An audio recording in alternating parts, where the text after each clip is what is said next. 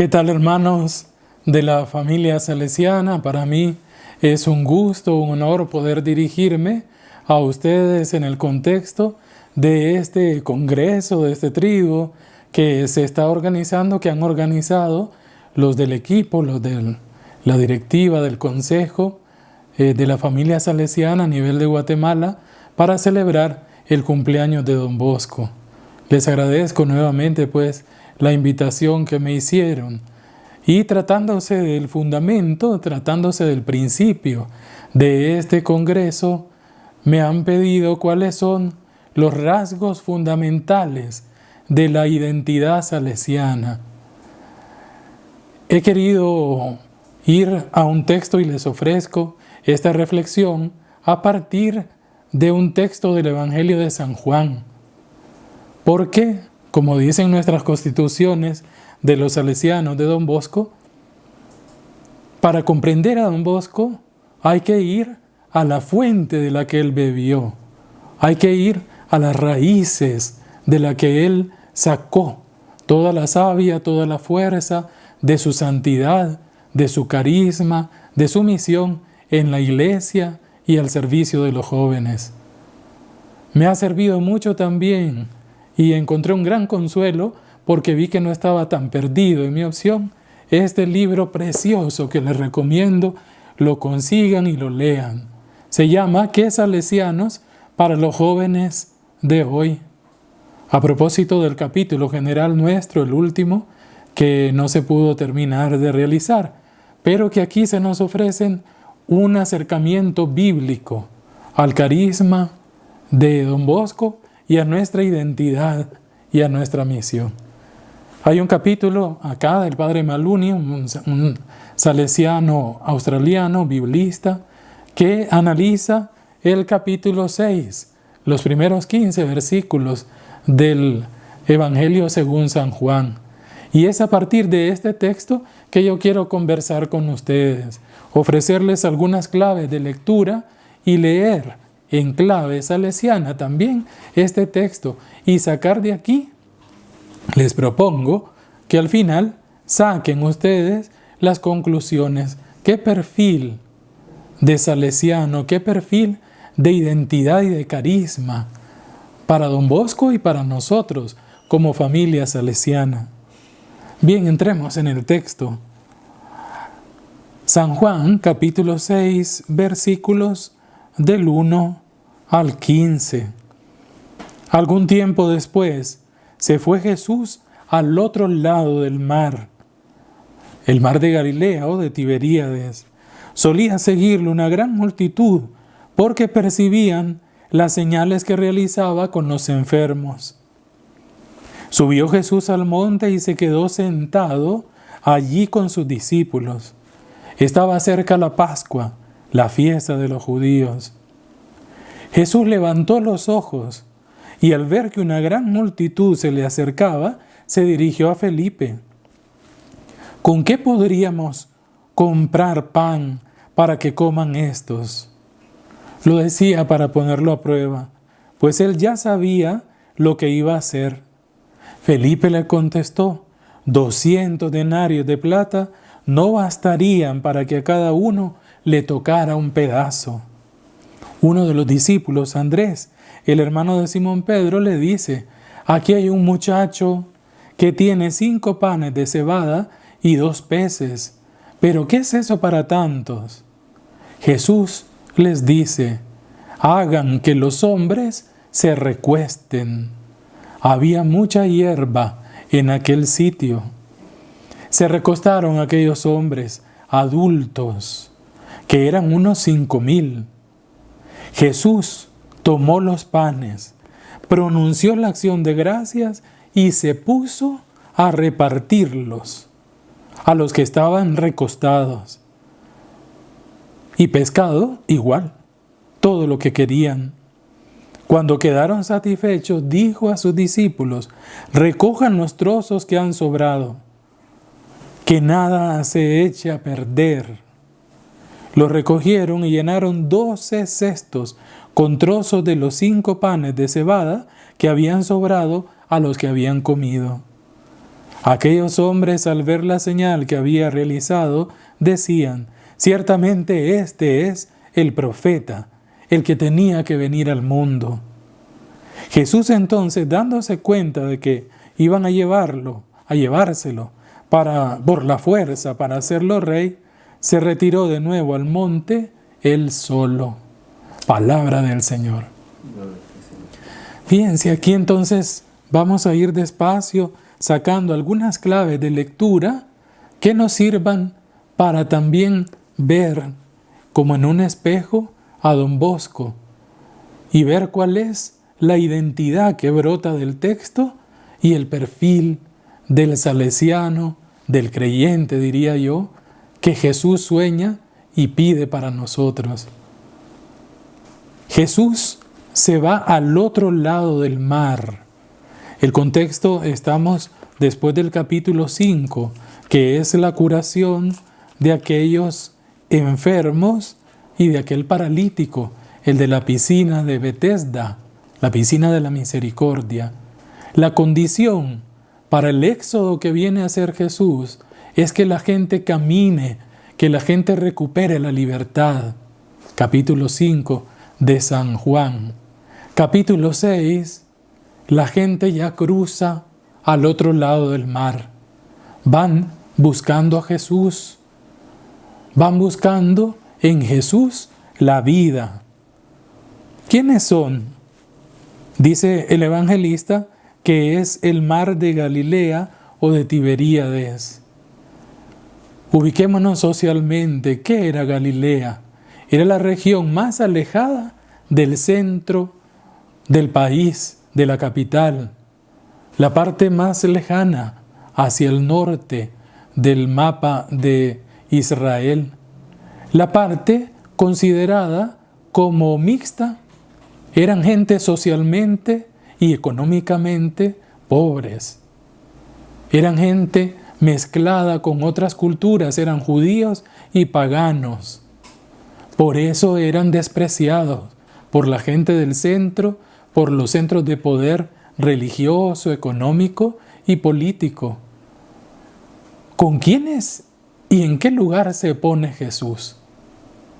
Fijémonos, es un detalle importante porque también lo vamos a ver en Don Bosco y en su identidad de cristiano y de pastor. ¿Y qué es lo que nos pide también a nosotros? Solía seguirlo. Dice el evangelista que la gente acudía, una gran multitud. ¿Por qué? Porque percibían los signos que Jesús hacía con los enfermos. Sentían que Jesús comunicaba vida y por eso lo seguían. El verbo del seguimiento es un verbo importante en la teología del Nuevo Testamento y en la teología joánica, porque es el verbo que identifica a los que son discípulos. ¿Quién es discípulo? Uno que sigue a Jesús. Y Jesús se ubica ahí, en esa gente, entre los más desposeídos, entre la gente más necesitada. Subió Jesús al monte, como nuevo Moisés. El monte en la Biblia es el lugar del encuentro con Dios, el lugar de la coincidencia. Jesús está en el ámbito de Dios. Podríamos decir, Jesús está en su ámbito propio, el ámbito de la divinidad. ¿Y con qué tiene que ver la divinidad de Dios y la divinidad de Jesús? Tiene que ver con la fiesta. Tiene que ver no solo con el sentido de la Pascua, que es fiesta de liberación. La Pascua es cuando se cierra un ciclo, el ciclo de la opresión, y se abre el ciclo de la libertad. Empieza la libertad. Esa es la Pascua, la fiesta de un pueblo que ha decidido terminar con su esclavitud y empezar a ser y a vivir como personas libres. Jesús levanta los ojos y al ver que la multitud se acerca, se dirige a Felipe y el evangelista abre paréntesis. Le pregunta a Felipe, ¿con qué podríamos comprar pan para que coman estos? El verbo comprar aquí también es importante porque refleja la lógica de la economía que produce injusticia que produce división, que produce muerte. Jesús levanta los ojos y al ver pregunta, ¿con qué podremos comprar pan? Interesante que Jesús no se disocia de la comunidad, de los discípulos. Él se integra y suscita el discernimiento dentro de la comunidad. ¿Qué podemos hacer para enfrentar la situación de hambre que tiene la gente? Lo decía para ponerlo a prueba, porque él ya sabía lo que iba a hacer. Jesús está consciente, profundamente consciente de lo que él quiere hacer y hacia dónde quiere llevar a los discípulos, a su comunidad. Felipe le contestó, 200 denarios de plata no bastarían para que a cada uno le tocase un pedazo. 200 denarios eran el sueldo de casi un año. Felipe le contesta a Jesús que ni con todo el sueldo de un año prácticamente se puede comprar pan para que a cada uno le toque un trozo de pan. La lógica económica, la lógica de este sistema económico injusto no sacia, al contrario, produce hambre. Uno de los discípulos, Andrés, el hermano de Simón Pedro, le dice, y aquí viene la parte más rica del texto, aquí hay un muchacho que tiene 5 panes de cebada y 2 peces, pero ¿qué es eso para tanta gente? Andrés se da cuenta de que aquí, ¿qué significa aquí? En el lugar de la comunidad. Junto a Jesús está este muchacho. O sea, este joven, paidarion dice en griego San Juan, se puede traducir como servidor, como esclavito, como sirviente, como muchacho. Este muchacho, ¿qué tiene? 5 y 2, 7. Pone a disposición de Jesús todo lo que tiene, la totalidad, lo pone en las manos de Jesús. Y entonces Andrés se pregunta, ¿pero qué es eso? Se siente impotente. ¿Y qué hace Jesús? Le da una orden a los discípulos. Hagan que los hombres se recuesten. Es una indicación fundamental esta palabra de Jesús. Porque ¿qué significa recostarse?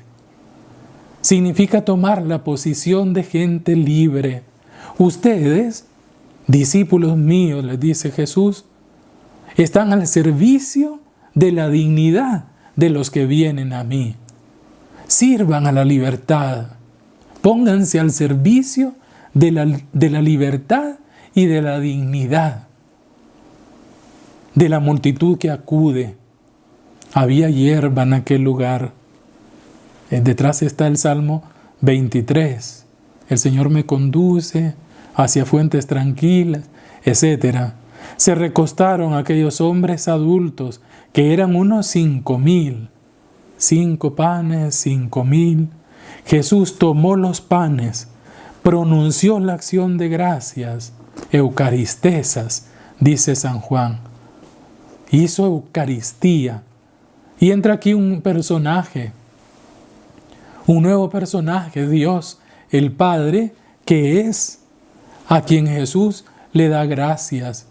Darle gracias al Padre por el pan significa reconocer que aquello que es fruto del trabajo humano es también don y es sobre todo don de Dios. Y al ponerlo en las manos de Dios, al darle gracias, al ser don, se vuelve algo que está disponible y que debe llegar a todos. Jesús, pronunciando la Eucaristía, se puso a repartirlos. El primer servidor es Jesús. Esa va a ser la identidad de la comunidad. Por amor, hacerse siervos. Por amor, servir. ¿Y servir qué cosa? Servir a la libertad y servir a la dignidad de la gente, que recuperen dignidad y libertad.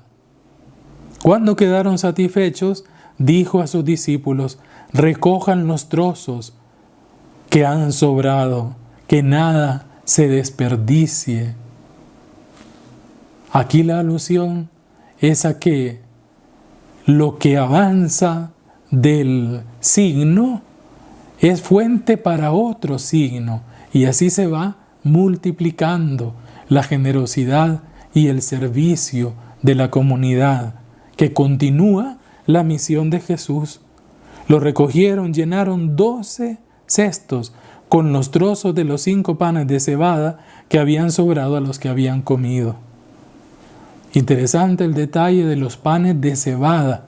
El evangelista insiste por 2 veces que se trata de panes de cebada, es decir, el pan de los pobres, en alusión a Elías allá en el Antiguo Testamento. Aquí se trata del pan de los pobres. Aquellos hombres, al ver la señal que Jesús había realizado, dijeron: este es el profeta que tenía que venir al mundo.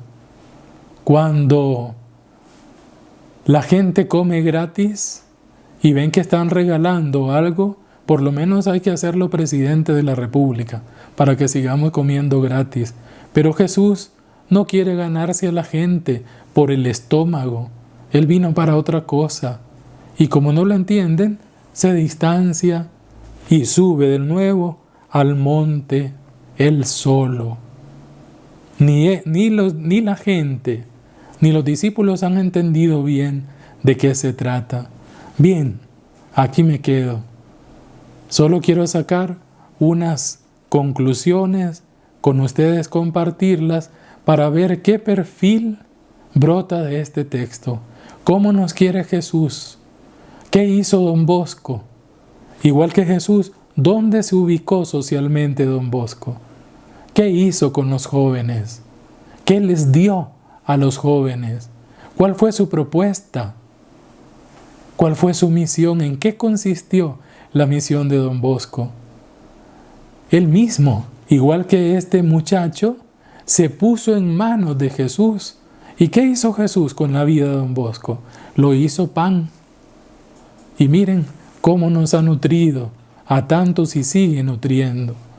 ¿Por qué? Porque en el fondo se trata de reconocer que la comunidad de los discípulos de Jesús está al servicio de la dignidad y de la libertad, no desde una posición de poder ni de fuerza. No, lo hacemos en cuanto pequeños, en cuanto sencillos, humildes, porque también nosotros hemos recobrado la libertad y la dignidad acercándonos a Jesús.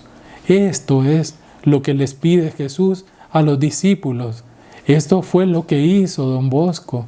Las obras que brotaron de su corazón fueron precisamente y están precisamente como ejemplo del servicio que Jesús también comenzó. Les deseo pues un feliz congreso y una feliz fiesta del cumpleaños de Don Bosco. Gracias y bendiciones para todos.